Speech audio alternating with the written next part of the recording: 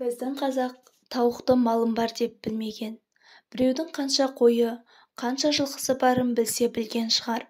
Бірақ қанша тауығы бар деп сұрау екі жаққа да қорлық саналған. Тауықтың қазаққа етене болмағанынан шығар. Бұл мақұлыққа тіркелетін сүйкімсіз сөздер де аз емес. Тауықсыз да таң атқан дейді. Мезгілсіз шақырған тауықты жулмақ керек дейді. Тарысы піскен үйдің тауығы дейді. Соқыр тауыққа бәрі бидай.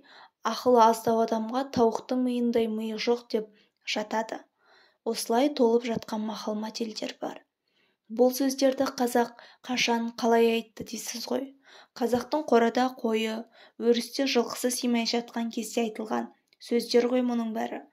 Қазір 4 түлік малдан айырылған, үрерге үйді жоқ қазақ басқаша сайрайды. Өйткені тауықтың еті мен жұмыртқасы дастархан көркіне айналғалы қашан.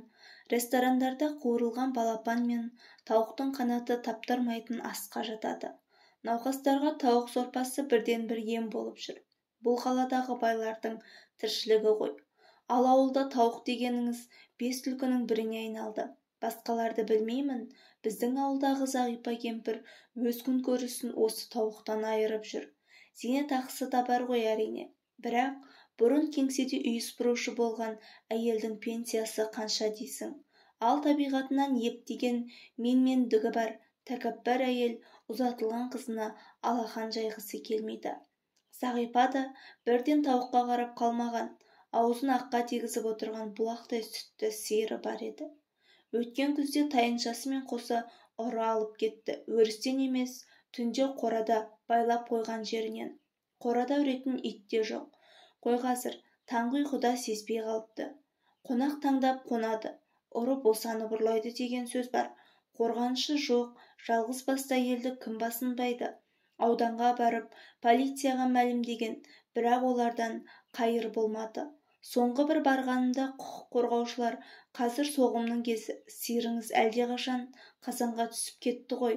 Ал тайыншаңыздың еті телятина бұл күнде таптырмайтын деликатес деп өзін келеке қылды. Бейне мұның сиырын ұрылармен бірге ұрласып, бірге жескен адамдар секілді. Сонымен Зағипа 4 түлік малымен бір жола қоштасқан. Бір есептен сол да дұрыс болды ма деймін. Өйткені бұл елде қазір мал да жоқ. Мал жаятын өрісте жоқ, сұмдық қой. Ауыл маңындағы өрісте, шабындық жерді де біреулер сатып алған дейді. Баяғыдай құдайдың жері емес жеке меншік. Айнала қару асынған күзет. Ауылдың табынға қосқан малына бір түп шөбін жылғызбайды. Амал жоқ. Азын-аулақ мал ұстайтындар базарға барып арзанға сатып жатыр. Содан не керек? Қазір 4 түлік малдан гөрі ауылдан ұзамайтын тауық қайырлы. Мұны білгенде Зағипа тауықтың санын көбейтер еді ғой. Қас қылғанда қазір 3 тауығы бар. Ақ тауық, қара тауық, сонан соң қызыл қораз. Кереметі ақ тауық та, қара тауық та әппақ жұмыртқа табады. Бірақ 2 тауық деген не тәйір? Жұмыртқасы жұмырына жұқта болмайды. Зағипаның шалқып жүргені қызыл қораздың арқасы. Қалайша дейсіз ғой? Енді әңгіме міне осы жайында. Қораз жұмыртқа тумайды әрине, бірақ тудырады. Не керек? Қызыл қораз Зағипаның қолына қонған бақыт құсы болды ғой. Қораз десе қораз еді өзі де. 2 тауықпен осы қоразды шібе кезінде қаладағы құс фабрикасынан істейтін қызы әкеліп берген. Асыл тұқымды тауықтар деп мақтап еді. Сонысы рас болып шықты. Үшеуі де басқа тауықтарға қарағанда мел жемді, сирақты боп өсті. Әсіресе қызыл қораз шіркіннің күн көзінде өрттей лаулап шалынатын қызыл күрең қауырсыны қандай. Үнемі қызыл шоқтай жанып тұратын. Басындағы айдарын айтсайшы, сәл жасыл рең араласқан, бір шоқ гүлдей күлтеленген төгілген құйрық қандай. Тірі жанды көзге ілмей тәкаппарлана маң-маң басқан жүрісін көрсең ғой. Ал дауысы кукареку деп айғайға басып шақырғанда ауылдың бас аяғына түгел жететін.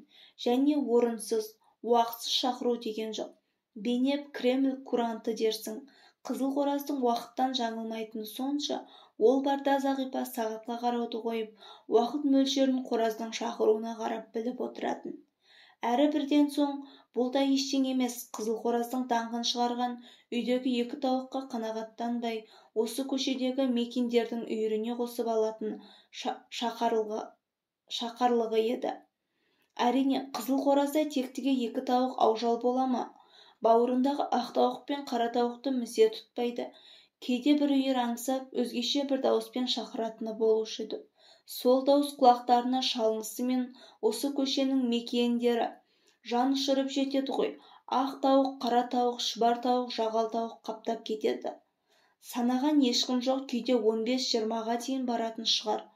Қайсысы қай қорадан келгенін кім біліпті? Зағипаның білетіні, әйтеуір бәрі осы ауылға кеп туады. Қорасының қуыс-қуысынан күн сайын бір етек жұмыртқа жинап алады. Ереуілге қарулы күніне бір уақыт қыдырмашы тауықтарға жем шашып қоятыны бар. Зағипаның ойынша өзі кеп туған қорадағы жұмыртқаны алу ұрлыққа жатпайды. Тауық өзгенікі болғанымен қораз өзінікі. Ол немелер жұмыртқаны күлге аунап туып па? Бұл да қызыл қораздың еңбегі. Ал еңбегі демекші, қызыл қораздың қайратында қапы жоқ. Өз қорасында қораздары бар ма, жоқ па? Әйтеуір тауықтар осы қызыл қораз үшін келеді ғой. Ол байғұстарды аңсап, сусып келетін болар. Қызыл қоразды көрген бетте мекендер қанаттарын қомдап, жалпайып жата кетеді. Осыдан кейін жұмыртқа тумай көр. Жұмыртқа туар кезде мекендердің жырлайтыны бар. Зағипа соны аңдып отырады да, жаңағы жыршы тауықты бұрыш-бұрышынан сабан төселген бұрынғы сиыр қораға енгізе қояды. Қазір жұмыртқа қымбаттады. Несін айтасың? Қызыл қораздың үйірі осы үйдің керек-жарағын қамдап тұр. Соңғы бірер жылда Зағипаның шаруасы өрге басып, осылай жүріп жатқан. Қыдырмашы тауықтарға іздеуші, сұраушы болмаған соң, мына жұмыртқаны туған кімнің тауығы деп Зағипа да жар сала қойған шүкір. Көршілердің бәрі бақуат, жақсы тұрады. Тауыққа күні қарап тұрғандары некен саяқ. Бәрі де осы қалпында кете бермеді. Қайтер еді, көрші қорадағы Үрқия кемпір шырықты бұзып, шу шығармағанды. Үрқияның ежелден-ақ Зағипаға қаны қас, жұлдызы қарсы. Көптен жиналған іштегі зілі болса керек, осы жолы талағы тарс айырылып, бомбадай жарылды. Әйел заты 40 жылғы кегін ұмытпайды.